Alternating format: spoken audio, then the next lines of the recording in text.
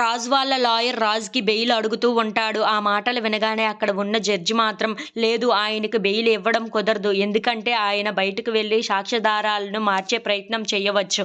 అందుకే ఈయనకి బెయిల్ ఇవ్వడం కుదరదు అని చెప్పేసి అయితే అంటూ ఉంటాడు. ఆ మాటలు వినగానే అక్కడ ఉన్న రాజు అయితే ఒక్కసారిగా షాక్ అయిపోయి జడ్జి వైపు అలా చూస్తూ ఉండిపోతాడు. ఇంతలో అక్కడ ఉన్న జడ్జి మాత్రం అవును నేను చెప్పేది నిజమే. ఈయన బయటకు వెళ్లి సాక్ష్యాధారాలు మార్చేస్తే ఆయనే ముద్దాయి అని మేము ఎలా అనుకోగలము అని చెప్పేసి అయితే అంటూ ఉంటాడు.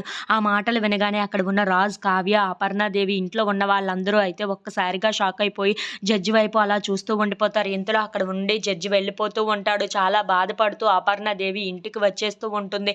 ఇంతలో అక్కడ ఉన్న కావ్యని చూసి ఏంటి కావ్య నువ్వు అలా సాక్ష్యాలు చెప్పావు, నువ్వు నీ భర్తకు వ్యతిరేకంగా మాట్లాడుతున్నావు, ఆ విషయం నీకు అర్థమవుతుందా అని చెప్పేసి అయితే అంటూ ఉంటుంది.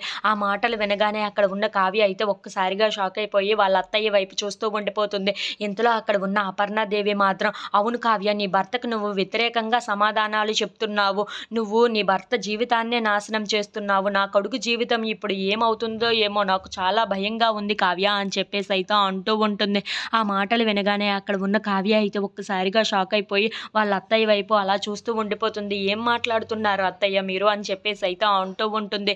ఇంతలో అక్కడ ఉన్న అపర్ణాదేవి మాత్రం అవును ఇప్పటి వరకు నువ్వు చాలా మంచి నిర్ణయాలే తీసుకున్నావు, కానీ నీ భర్త విషయంలో చూసావా ఎలాంటి నిర్ణయం తీసుకుంటున్నావో నువ్వు, ఆ కోర్టులో ఏంటి అలాంటి సమాధానాలు చెప్పావు అని చెప్పేసి అయితే గట్టిగా నిలదీస్తూ ఉంటుంది.